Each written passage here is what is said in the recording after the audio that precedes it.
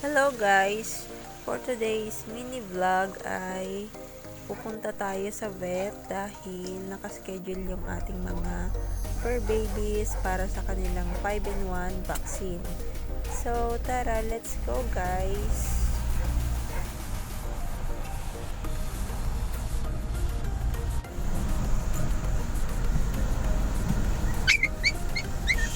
Lim nga guys yung panahon dito ngayon dahil meron tayong bagyong Krising.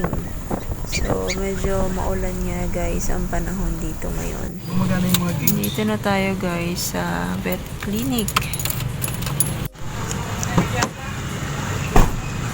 Hello! Hello, hello!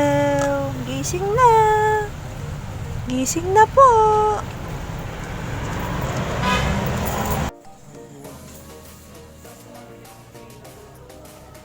So, yun nga guys, kinilo na sila dyan at nag-vaccine na sila ng kanilang 5-in-1. Pero hindi ko na sila guys kinuhaan ng video. Bulinggit after mabakunahan. Nandito sa kambingan. Oh. Gawa mo dito. Kakarating hanggang dito sa kambingan.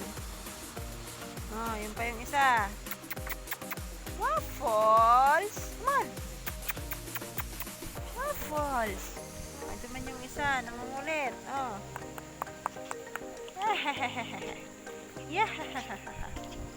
Yaks, kulit.